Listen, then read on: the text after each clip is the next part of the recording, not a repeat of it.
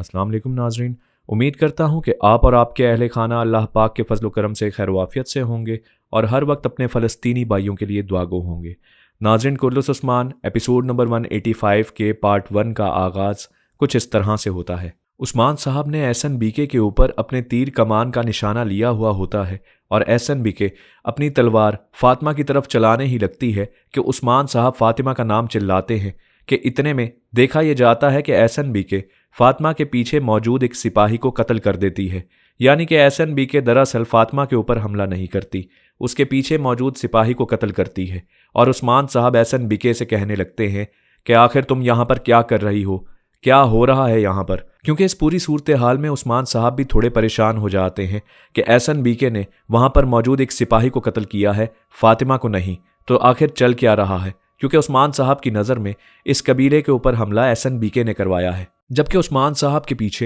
Ehsan BK की एक खादमा आकर कहती है कि क्या तुम्हें मालूम है उस्मान कि तुमने अपने तीर का निशाना किसकी जानिब लिया हुआ है, अपना तीर हटा दो नहीं तो मैं तुम्हें अपनी तलवार से कत्ल कर दूंगी। कि इतने में उरहान बे आकर उसी खातून की गर्दन पर तलवार रख देते हैं और कहते हैं कि शायद तुम्हें मालूम नहीं कि तुम क्या करने जा रही हो, फिलहाल मेरी तलवार तुम्हारी गर्दन के ऊपर है, लिहाजा खामोशी से खड़ी रहो। इतने में फातिमा खातून उस्मान साहब के पास दौड़ती हुई आती हैं और कहती हैं कि दरअसल आप जो समझ रहे हैं वैसा बिल्कुल नहीं है, हमारे कबीले के ऊपर हमला एहसन बीके ने नहीं करवाया। ये सुनकर उस्मान साहब कुछ देर के लिए खामोश हो जाते हैं और उस कबीले के वो तमाम तर लोग जो कि महफूज होते हैं वो दौड़कर उस्मान साहब के करीब आ जाते हैं। होलो फिरा भी उरहान बे से मुलाकात कर रही होती हैं और उरहान बे अल्लाह का शुक्र अदा करते हैं कि होलो फिरा भी सही सलामत है। और फिर फातिमा खातून उस्मान साहब को ये भी बता रही होती है कि दरअसल हम यहाँ पर अगर जिंदा और सही सलामत मौजूद हैं तो वो भी एहसन बीके की वजह से, क्योंकि हम पर हमला करने वाली एहसन बीके नहीं थी।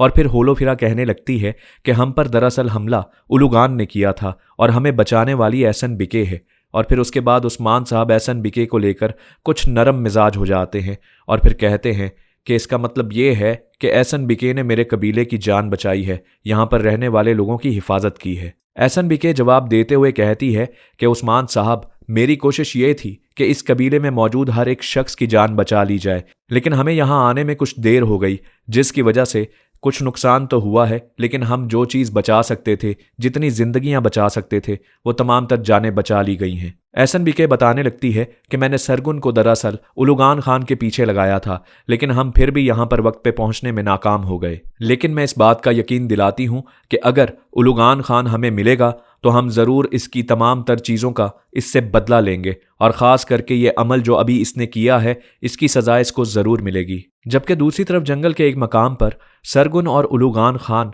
दोनों इकट्ठे खड़े हुए होते हैं और सरगुन कह रहा होता है कि उस्मान कितना बेवकूफ़ इंसान है कि वो जिसको अपने लिए खैर ख्वाह समझ रहा है, यानी कि जिसने उसके कबीले की हिफाजत की है, दरअसल उस्मान की ज़िंदगी उसी की नोक के ऊपर है, यानी कि उसकी तलवार बहुत जल्द उस्मान का भी कला कमा कर देगी। दूसरी तरफ उस्मान साहब के कबीले का खुफिया ठिकाना दिखाया जाता है जहां पर एहसन बीके उस्मान साहब के साथ मौजूद होती है और एहसन बीके को उस्मान साहब वाज़िया पैगाम देते हुए कहते हैं कि हमारे कबीले के लोग उन तमाम तर लोगों का शुक्रगुजार रहते हैं जिन्होंने उनकी मदद की हो, और अगर कोई यहाँ पर मैली आंख से देखता है तो हमारे कबीले के लोग उसकी आंख निकाल लेते हैं। एहसन बीके इस बात का कोई जवाब नहीं देती और फिर कहती है कि मैं देख रही हूँ कि आपके कबीले के बहुत से लोग ज़ख्मी हैं और उसके बावजूद यहाँ पर बहुत ज़्यादा तंग दस्ती है, यानी कि खाने पीने के मामलात भी कुछ ठीक नहीं। तो मेरा ख्याल है कि आपको वो अल्फाज अदा कर देने चाहिए जो मैं सुनना चाहती हूँ, वरना आपको तो मालूम है कि कल आखिरी तारीख है कि जिस पर आपने हमें जुजिया यानी कि टैक्स अदा करना है। उस्मान साहब और फातिमा खातून इस बात का मतलब समझ जाते हैं कि दरअसल एहसन बीके ये चाहती है कि उस्मान साहब फातिमा के हवाले से कह दें कि एहसन बीके, मैं तुम्हारी शर्त को कबूल करता हूं और फातिमा की शादी तुम्हारे बेटे सरगुन से कर दूं। जबकि फातिमा खातून भी एहसन बीके की इस बात से थोड़ी परेशान होती है कि आखिर उस्मान साहब इस बात का क्या जवाब देते हैं। लेकिन एहसन बीके दोबारा बातचीत करने लगती है और कहती है कि मैं चाहती हूं कि हम दोनों मिलकर एक दूसरे की ताकत को बढ़ाएं, ना कि इस खित्ते में मौजूद लोगों के खून से इस सरजमीन को रंग दिया जाए। हमारा मिलकर एक दूसरे की ताकत बनना, एक खानदान बनना ज़्यादा मुफीद है इस बात से कि आप तमाम तर लोग हमारे साथ दुश्मनी मोल लें। अब ये बातचीत जारी होती है कि इसी दौरान सरगुन भी वहां पर आ जाता है। सरगुन आते साथ ही फातिमा खातून को देखने लगता है तो उरहान बे फातिमा खातून के सामने आ खड़े होते हैं और फिर एहसन बी सरगुन से पूछने लगती है कि मुझे उलुगान खान के हवाले से बताओ कि वो कहाँ है। सरगुन जवाब देते हुए कहता है कि हमने उसके काफ़ी नौकरों को कत्ल तो कर दिया है, लेकिन उलुगान खान फरार होने में कामयाब हो गया है और बहुत जल्द हमारी पकड़ में आ जाएगा। उस्मान साहब खामोशी से इन दोनों की गुफ्तगू सुन रहे होते हैं और फिर एहसन बी कहती है कि बहुत जल्द उलुगान खान अपने घुटनों के बल हमारे सामने मौजूद होगा और मुझसे रहम की अपील कर रहा होगा। उस्मान साहब जवाब देते हुए कहते हैं कि कौन घुटनों पर बैठकर रहम की अपील करेगा, इस बात का अंदाज़ा तो वक्त आने पर ही होगा। एहसन बी जवाब देते हुए कहती हैं कि आपने बिल्कुल दुरुस्त फरमाया। मेरा ख्याल है कि आज हमें दोबारा मुलाकात करनी चाहिए। चंद अहम मौज़ूओं पर मज़ीद बात हो जाए तो बेहतर है, तो आज हम दोबारा इफ्तार पर मुलाकात करेंगे और इस बारे में बात करेंगे। उस्मान साहब जवाब देते हुए कहते हैं कि हाँ, इंशाअल्लाह आज की रात इफ्तार पर हमारी मुलाकात ज़रूर होगी। एहसन बी के जाने से पहले उस्मान साहब को दोबारा याद दिलाते हुए कहती है कि मैं इस सरहदी इलाके के अंदर हज़ारों की तादाद में लश्कर लेकर आई हूँ